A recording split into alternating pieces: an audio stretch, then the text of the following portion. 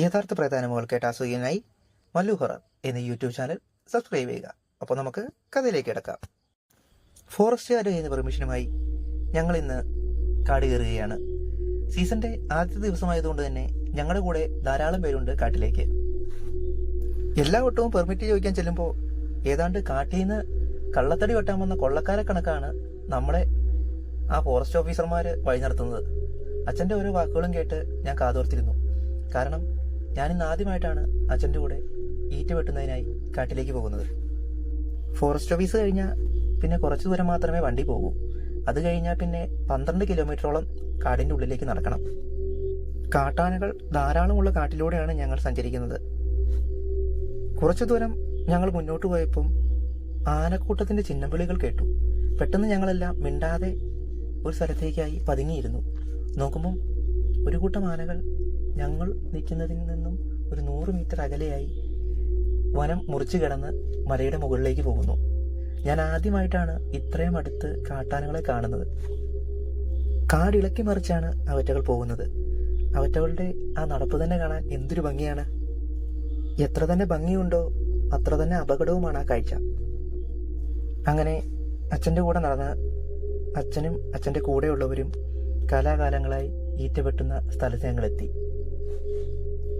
പക്ഷേ ഈ കൊല്ലം അവിടെ നല്ല ഇനം ഈറ്റകൾ വളരെ കുറവായിരുന്നു. ഈറ്റയുടെ മൂല്യമനുസരിച്ചാണ് അതിൻ്റെ വിലയും. മൂല്യം കുറയും തോറും വില കുറഞ്ഞുകൊണ്ടേയിരിക്കും. കുറഞ്ഞ ഇനം ഈറ്റകൾ വെട്ടിയാൽ വളരെയധികം നഷ്ടമാണ് ഉണ്ടാകുന്നത്. അങ്ങനെ നല്ല ഇനം ഈറ്റകൾ എവിടെ കിട്ടുമെന്നറിയാൻ വേണ്ടി ഞങ്ങൾ തിരയാൻ തുടങ്ങി. മുൻപ് വെട്ടിയിരുന്ന സ്ഥലത്തെല്ലാം ഞങ്ങൾ ചെന്ന് നോക്കി.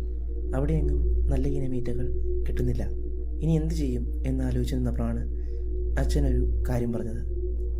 കുറച്ചുകൂടി കാടിനുള്ളിലേക്ക് പോയാൽ ഒരു തടാകത്തിനരിയിലായി നിറയെ ഈറ്റകൾ നിൽക്കുന്ന സ്ഥലമുണ്ട്. നമുക്ക് അവിടേക്ക് പോയാലോ? അച്ഛൻ പറഞ്ഞത് കേട്ടപ്പോൾ കൂടെയുള്ളവർ, അത് വേണോ? ആ സ്ഥലം അവിടെ ഇത്രയും പറഞ്ഞവർ തുടങ്ങിയപ്പോൾ അച്ഛൻ കണ്ണുകൊണ്ട് എന്തോ കാണിച്ചു. പിന്നീട് അവരാരൊന്നും പറഞ്ഞില്ല. ഞാൻ എന്താണെന്ന് അച്ഛനോട് ചോദിച്ചിട്ടും അവിടെ വന്യമൃഗങ്ങളുടെ ശല്യം കുറച്ച് കൂടുതലാണ്, അത്രേ ഉള്ളൂ. എന്നാൽ നമുക്ക് അങ്ങോട്ട് പോയാലോ? അച്ഛൻ വിഷയം മാറ്റി മുന്നോട്ട് നടക്കുവാൻ തുടങ്ങി. പക്ഷേ എനിക്കറിയാം അവിടെ വേറെന്തോ ഉണ്ടെന്ന്. കാരണം കൂടെ വരുന്നവർക്കാർക്കും തന്നെ ആ സ്ഥലത്തേക്ക് പോകാനായിട്ട് ഒരു താല്പര്യവുമില്ല. കൂടാതെ എല്ലാവരുടെയും മുഖത്ത് ഭയം മാത്രമാണ് കാണുന്നത്. കൂടെ വരുന്നവർ പെട്ടെന്ന് കുരിശു വരയ്ക്കുന്നു, കൊന്തയെടുത്ത് വെളിയിലേക്കിടുന്നു, പ്രാർത്ഥിക്കുന്നു, നാമം ജപിക്കുന്നു. ഇങ്ങനെയൊക്കെ പതിയെ പതിയെ പിറുപിറുത്തുകൊണ്ടാണ് അവരെല്ലാം കൂടെ നടന്നു വരുന്നത്. ഇത് കണ്ടപ്പോൾ എനിക്കെന്തോ പന്തികേട് പോലെ തോന്നി. അതുകൊണ്ട് തന്നെ അച്ഛനറിയാതെ കൂടെയുള്ളവരോട് ഞാൻ പതിയെ എന്താണ് ആ സ്ഥലത്തിനെ നിങ്ങൾ ഇത്ര ഭയക്കുന്നതെന്ന് ചോദിച്ചു. പക്ഷേ ആരും തന്നെ വ്യക്തമായൊരു മറുപടി തന്നില്ല. അങ്ങനെ ഞങ്ങൾ ആ സ്ഥലത്തെത്തിയപ്പോൾ ഇവരുടെ മുഖഭാവവും ആ സ്ഥലവും കണ്ടപ്പോൾ എനിക്ക് അതിശയമാണ് തോന്നിയത്. കാരണം അത്രയ്ക്ക് മനോഹരമാണ് ആ സ്ഥലം. നല്ല തെളിഞ്ഞ ജലമുള്ള തടാകം, അതിനു ചുറ്റുമായി ഈറ്റകൾ വളർന്ന് പന്തലിച്ച് നിൽക്കുന്നു. അതും നല്ല ഇനം ഈറ്റകൾ. ആ സ്ഥലത്തിൻ്റെ സൗന്ദര്യം കുറച്ചു നേരം ഞാൻ ആസ്വദിച്ചു.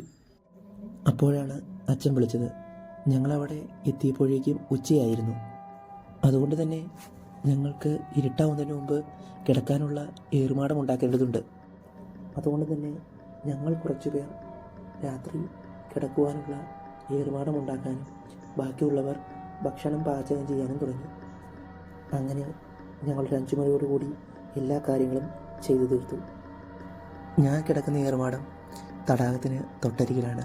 അതുകൊണ്ട് തന്നെ ആ തടാകത്തിൻ്റെ മൊത്തം ഭംഗിയും എനിക്ക് അവിടെ നിന്ന് ആസ്വദിക്കാൻ സാധിച്ചു. അങ്ങനെ അന്നത്തെ ദിവസം കഴിഞ്ഞ് പിറ്റേന്ന് ഞങ്ങൾ ഈറ്റ വെട്ടുവാൻ തുടങ്ങി. നല്ല ഇനം ഈറ്റകൾ അവിടെ ധാരാളമുള്ളതുകൊണ്ട് ഞങ്ങൾക്ക് ഒത്തിരി കഷ്ടപ്പെടേണ്ടി വന്നില്ല. അങ്ങനെ വെട്ടി ഈറ്റകളെല്ലാം ഞങ്ങൾ അടുക്കി കെട്ടി ഏറുമാടത്തിൻ്റെ താഴെയായി അടുക്കി വെച്ചു. പാട്ടും തമാശയും ഈറ്റവെട്ടുമായി ആ ദിവസം തീർന്നതറിഞ്ഞില്ല. അങ്ങനെ വൈകിട്ട് ആ തടാകത്തിൽ നല്ലൊരു നീന്തിക്കുളിയും പാസ്സാക്കി ഞങ്ങളെല്ലാം ഏറുമാടത്തിലേക്ക് കയറി. അങ്ങനെ അത്താഴമെല്ലാം കഴിച്ച് ഒരു 11-11:30 കൂടിയാണ് ഞാൻ ആ ശബ്ദം കേൾക്കുന്നത്. എന്തോ ഒരു വസ്തു പാറയുടെ മുകളിലിട്ട് അടിക്കുന്നത് പോലെയാണ് ആ ശബ്ദം എനിക്ക് തോന്നിയത്. ആ ശബ്ദത്തിൻ്റെ ഒപ്പം തന്നെ ഒരു വിസിലിൻ്റെയോ എന്തോ മൂളുന്നത് പോലെയോ എന്തോ ഒരു ശബ്ദം. ഇതെന്താണെന്ന് എനിക്ക് മനസ്സിലാതെ ഞാൻ അച്ഛനെ വിളിച്ചെണീപ്പിച്ചു. അച്ഛാ, കുറേ നേരമായി എന്തോ ഒരു ശബ്ദം കേൾക്കുന്നു, അച്ഛൻ കേൾക്കുന്നില്ലേ? അച്ഛൻ കുറച്ചു നേരം മിണ്ടാതിരുന്ന് ആ ശബ്ദം ശ്രദ്ധിച്ചു. ആ ശബ്ദം കേട്ടതും അദ്ദേഹത്തിൻ്റെ മുഖത്ത് വല്ലാത്ത രീതിയിൽ ഭയം മിന്നിമറിയുന്നതായി എനിക്ക് കാണാൻ സാധിച്ചു. പെട്ടെന്ന് അദ്ദേഹം പറഞ്ഞു, അത് മൃഗങ്ങളുടെ എന്തോ ശബ്ദമാണ്, വേറൊന്നും ശ്രദ്ധിക്കണ്ട, കിടന്നുറങ്ങിക്കോ, നാളെ രാവിലെ ജോലിയുള്ളതാ, കിടന്നുറങ്ങുക. ഇനി ഇതുപോലുള്ള ശബ്ദം കേട്ടാൽ ഒരു കാരണവശാലും താഴത്തേക്ക് ഇറങ്ങാനോ എണീറ്റ് നോക്കുവാനോ പോകരുത് എന്നും പറഞ്ഞ് അച്ഛൻ കിടന്നു. പക്ഷേ എന്നാലും അതെന്താണ് ആ ശബ്ദം, എന്ത് മൃഗമാണ് ആ ശബ്ദം ഉണ്ടാക്കുന്നത് എന്നറിയാനുള്ള ആകാംക്ഷ എന്നിൽ കൂടി. അങ്ങനെ കുറച്ച് ദിവസങ്ങൾ കിടന്നുപോയി. എന്നും രാത്രി അതേ ശബ്ദം കേൾക്കുവാൻ തുടങ്ങി. പക്ഷേ എന്നും കേൾക്കുന്ന ഈ ശബ്ദത്തെക്കുറിച്ച് പകലൊന്നും ആരും അങ്ങോട്ടും ഇങ്ങോട്ടും അതിനെപ്പറ്റി പറയുന്നില്ല. ഈ കാര്യം എന്നിൽ സംശയമുളവാക്കി. അതുകൊണ്ട് തന്നെ ഇന്ന് രാത്രി അതെന്താണ് ആ ശബ്ദം എന്നറിഞ്ഞേ തീരുമെന്ന് കരുതി ഞാൻ ഉറങ്ങാതെ കാത്തിരുന്നു. അങ്ങനെ എന്നത്തെയും പോലെ ഒരു 11:30 ആ ശബ്ദം കേൾക്കുവാൻ തുടങ്ങി. അച്ഛനെയും മറ്റുള്ളവരെയും എണീപ്പിക്കാതെ ഞാൻ മെല്ലെ ആ ശബ്ദം കേട്ട ദിക്കിലേക്ക് പതിയെ നോക്കി. ഞാനത് നോക്കുമ്പോൾ ആ കൊടുങ്കാടിന് നടുവിലുള്ള തടാകത്തിൽ ഒരു സ്ത്രീ നിന്ന് അലക്കുന്നു. ആ സ്ത്രീ അലക്കുന്നതിൻ്റെ ഒപ്പം തന്നെ എന്തോ ഒരു ശബ്ദവും പുറപ്പെടുവിക്കുന്നുണ്ട്.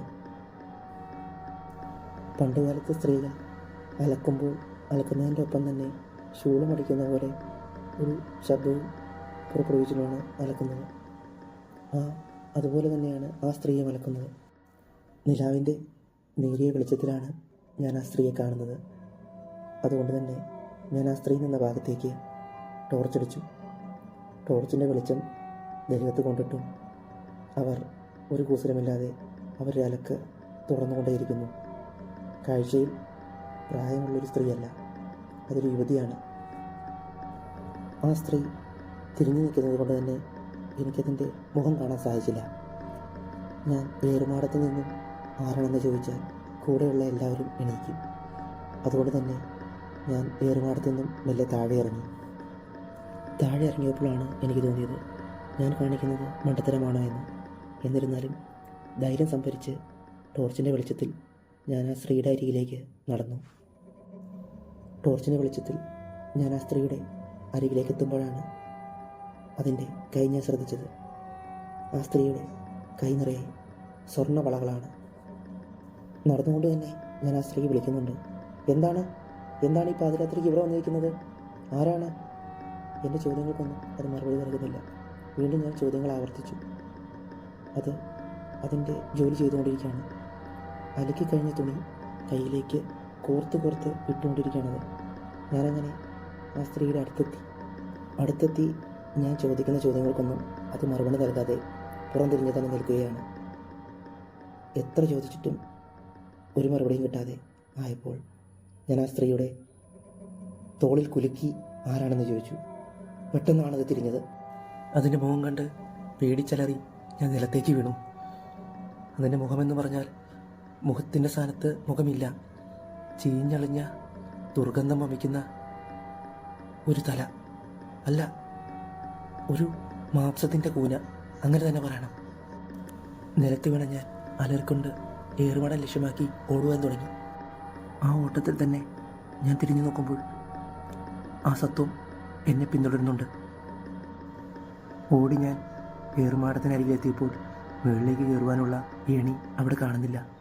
എനിക്കിപ്പോൾ മുകളിലേക്ക് കയറാൻ സാധിക്കുന്നില്ല. അലർക്കൊണ്ട് ഞാൻ തൊട്ടടുത്തുള്ള ഏറുമാടങ്ങളിലേക്ക് ഓടി.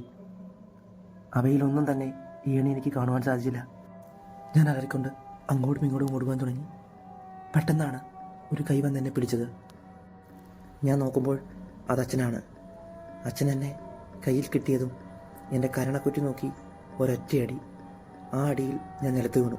എന്നിട്ട് പറഞ്ഞു, നിന്നോട് ഞാൻ പലവട്ടം പറഞ്ഞിട്ടടാ രാത്രിയാകുമ്പോൾ വെളിയിലേക്ക് ഇറങ്ങല്ലെന്ന്, നടക്കടാ അങ്ങോട്ട് എന്ന് പറഞ്ഞ് അച്ഛൻ എന്നെ ഏറുമാടത്തിലേക്ക് കയറ്റി.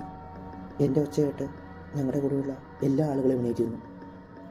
അന്ന് രാത്രി ഞങ്ങളാരും തന്നെ ഉറങ്ങിയിരുന്നില്ല. നേരം വെളുത്തപ്പോഴാണ് അച്ഛൻ്റെ അടുത്ത് മിണ്ടുന്നത്. നേരം വെളുത്തോടെ ഇന്നലെ രാത്രി ഉണ്ടായ കാര്യങ്ങളെല്ലാം പള്ളി പുള്ളി തെറ്റാതെ ഞാൻ അച്ഛനോട് പറഞ്ഞു. അപ്പോഴാണ് ഞാൻ അറിയുന്നത്, ഇവിടെ ഇങ്ങനൊരു കാര്യമുള്ള വിവരം എനിക്കൊഴിച്ച് ബാക്കി എല്ലാവർക്കും അറിയാമായിരുന്നു. വന്യമൃഗങ്ങളുള്ളതുകൊണ്ടല്ല നിന്നോട് ഞാൻ രാത്രി താഴെ ഇറങ്ങല്ലെന്ന് പറഞ്ഞത്. ആ സത്വം, അതിൻ്റെ സാമീപ്യം ഈ കാടിനുള്ളിൽ എല്ലായിടത്തുമുണ്ട്. അതിനെ പേടിച്ചാണ് നിന്നോട് ഞാൻ രാത്രി താഴെ ഇറങ്ങരുത്, ഉച്ചകേട്ട ഭാഗത്തേക്ക് നോക്കരുത് എന്ന് പറഞ്ഞത്. ഈ യക്ഷി അതിവിടെ ഉള്ളതുകൊണ്ടാണ് ഈ ഭാഗത്തേക്ക് ആരും തന്നെ ഈറ്റ വിട്ടുവാൻ വരാത്തത്. പണ്ട് രാജഭരണകാലത്ത് രാജ്ഞിയും രാജ്ഞിയുടെ തോഴിമാരും കുളിച്ചിരുന്ന തടാകമാണിത്. വർഷത്തിലൊരിക്കൽ രാജ്ഞിയും രാജ്ഞിയുടെ പരിവാരങ്ങളും ഈ കാട്ടിൽ വന്ന് ഈ തടാകത്തിൽ കുളിക്കാറുണ്ട്. അങ്ങനെ ആ പതിവ് രാജ്ഞിയുടെ മരണം വരെ തുടർന്നു. ആ രാജ്ഞിയുടെ മരണത്തിന് ശേഷവും രാജ്ഞിയുടെ ആത്മാവ് രാത്രികാലങ്ങളിൽ ഈ തടാകത്തിൽ കുളിക്കാൻ വരുമെന്നാണ് എല്ലാവരും പറയുന്നത്. ആ രാജ്ഞിയുടെ ആത്മാവിനെയാണ് നീ ഇന്നലെ കണ്ടത്. നിന്റെ ജീവൻ തിരിച്ചു കിട്ടിയ തന്നെ ദൈവത്തിൻ്റെ കടാക്ഷം. ഇത്രയും കേട്ടപ്പോൾ എനിക്ക് എങ്ങനെയെങ്കിലും നാട്ടിലേക്ക് തിരിച്ചെത്തിയാൽ മതിയെന്നായി. പക്ഷേ ഇനി അവിടെ 2 ദിവസം മാത്രമേ ജോലിയുള്ളൂ. അത് കഴിഞ്ഞാൽ അടുത്ത സ്ഥലത്തേക്ക് പോകും. അതുകൊണ്ട് ഞാൻ എങ്ങനെയൊക്കെയോ ആ 2 ദിവസം അവിടെ പിടിച്ചു നിന്നു.